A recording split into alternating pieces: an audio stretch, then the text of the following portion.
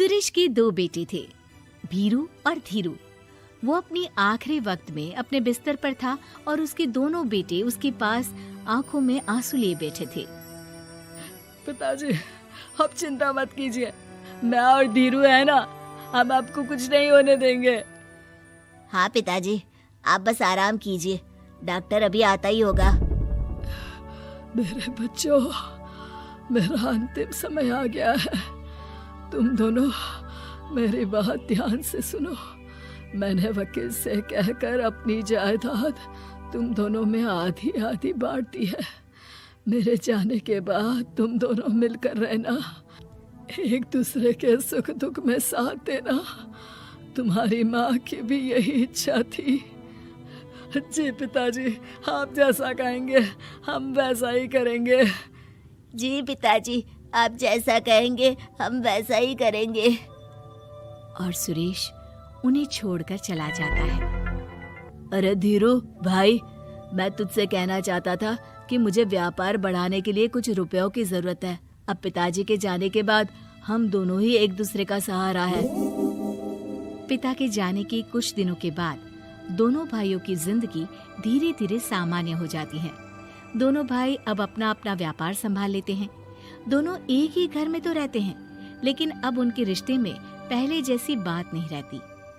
भीरू शुरू से ही लालची था, इसलिए सुरेश ने पहले ही उन दोनों में प्रॉपर्टी का हिस्सा बांटकर लड़ाई की गुंजाइश खत्म कर दी थी। लेकिन पिताजी के जाने के बाद भीरू का लालच बढ़ने लगा। हाँ भैया, आप बताइए कि मैं आपकी किस तरह से मदद कर सकता हूँ। मुझसे जो बन पड़ेगा मैं करूँगा। अच्छा तो भाई, तू ना मुझे अपनी गाय दे दे।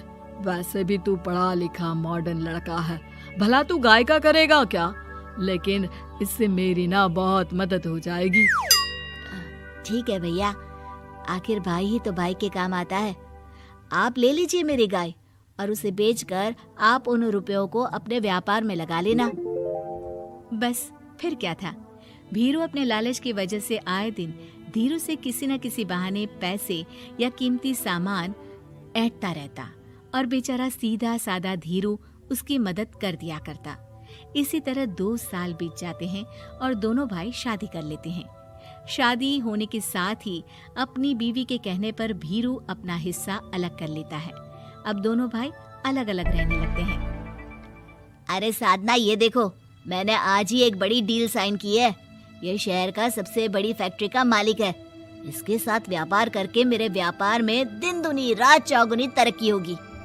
लेकिन इसकी बस एक ही शर्त है, अगर इसे हर हफ्ते सामान की पेमेंट नहीं दूंगा तो मुझे इसे जुर्माने के तौर पर बहुत बड़ी रकम देनी होगी।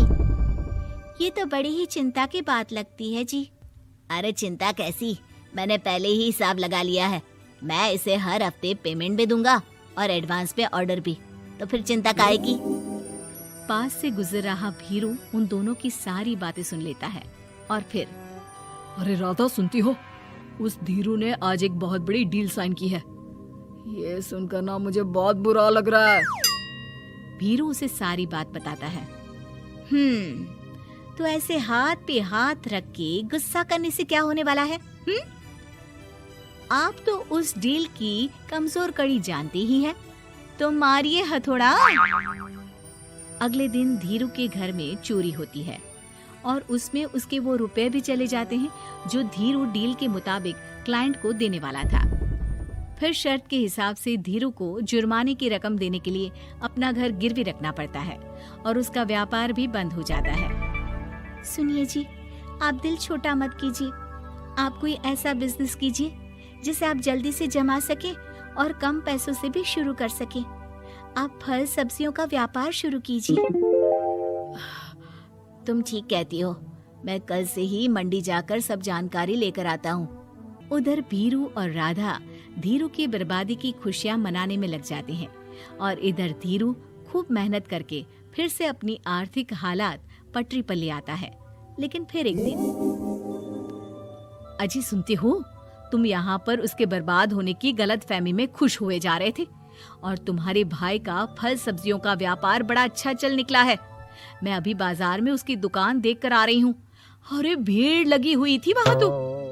तो फिर जल्दी से अपने खुराफाती दिमाग से कोई आइडिया निकालो इस मुसीबत का। आइडिया तो बहुत अच्छा है मेरे दिमाग में। अपने भाई से कह के इसके गोदाम में चूहे डलवा दूंगी, फिर देखना नजारा। राधा की चालाकी से धीरू का ये काम भी ठप हो जाता है। अब धीरू और उसकी पत्नी के लिए उधार पर जीने के अलावा कुछ नहीं बचा था। बेचारा ईमानदार धीरू अपने भाई भाभी की चालाकी की वजह से बहुत बुरे दिन काट रहा था। मैं तो बिल्कुल बर्बाद हो गया साधना। पिताजी का दिया हुआ अच्छा खासा बिजनेस संभाल रहा था, लेकिन मेरी किस्मत ने मुझे यहाँ लाकर खड़ा कर दिया। अब तो खाने के भी लाले पड़ रहे हैं। कोई नौकरी भी इतनी आसानी से नहीं मिल रही। मुझे माफ कर दो, मेरे साथ रहकर तुम्हें भी ये दिन देखने पड़ रहे हैं। देखिए जी, आप दिल छोटा मत कीजिए। भगवान कोई ना कोई रास्ता जरूर खोल देगा हमारे लिए। और मेरे दिमाग में तो एक अच्छा आइडिया आ भी गया। मैं बचपन से ही अपनी दादी, नानी और माँ को एक खास तरह का अचार बनाती देखती आई हूँ।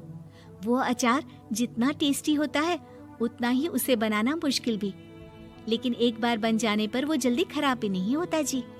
वो अचार सिर्फ हमारे ही गांव में बनता था, जिसे खरीदने के लिए दूर दूर से लोग आते थे।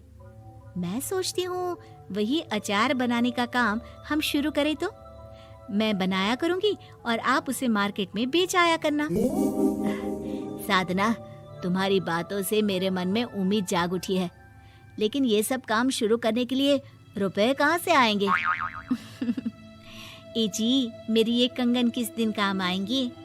आप इन्हें गिरवी रखवा लो और जब पैसे आ जाए तो इन्हें छुड़वा लेना। साधना बाजार जाकर अचार बनाने का सामान लेकर आती है। फिर घर आकर सारे खिड़की दरवाजे बंद करके अचार बनाती है और धीरू उस अचार को पैक करने में साधना की मदद करता है और अगले दिन बाजार में बेच भी आता है। शुरू में सिर्फ 10 बोतल अचार ही बन पाता है, लेकिन उसे बेचकर हुए मुनाफे से अचार की बोतलें 10 से 50 और फिर 1000 और 10,000 हो जाती है। अब धीरू को अपने काम में मदद के लिए कुछ लोगों को भी काम पे रखना पड़ता है, लेकिन अचार अब भी साधना ही बनाती है और अपनी रेसिपी का सीक्रेट बनाए रखती है।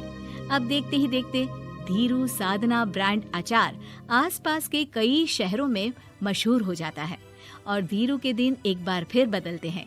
धीरू के पास अब भीरू से दुगना बड़ा घर, गाड़ी, धन, अचार की कई फैक्ट्रीज और नौकर चाकर होते हैं। धीरू की इतनी तरक्की देखकर भीरू और राधा बुरी तरह से जल भुन जाते हैं, लेकिन अब उनके खिलाफ उनकी कोई चाल कामयाब नहीं होती। सुनिए जी, मैं ना कहती थी कि आप हिम्मत रखिए, एक दिन भगवान हमारे रास्ते जरूर खोल देगा। और देखिए जी, आज हम कहाँ से कहाँ आ गए। ये सब तुम्हारे फौलाद जैसे मजबूत मन की वजह से हो पाया है साधना, वरना एक समय मैं तो हिम्मत ही हार चुका था। तुमने न सिर्फ मेरा हौसला बढ़ाया बल्कि बिजनेस में मेरा साथ भी दिया। जहाँ एक तरफ धीरू और साधना अपनी मेहनत और हौसले से बहुत तरक्की कर चुके थे, वहीं दूसरी तरफ भीरू और राधा के लालच और धोखेबाजी की वजह से वो इनकम टैक्स वालों की नजरों में आ चुके थे। भीरू के एक घर पर इनकम टैक्स वालों का छापा पड़ता है और भीरू को काला धन जमा करने के आरोप में जेल जाना पड़ता है।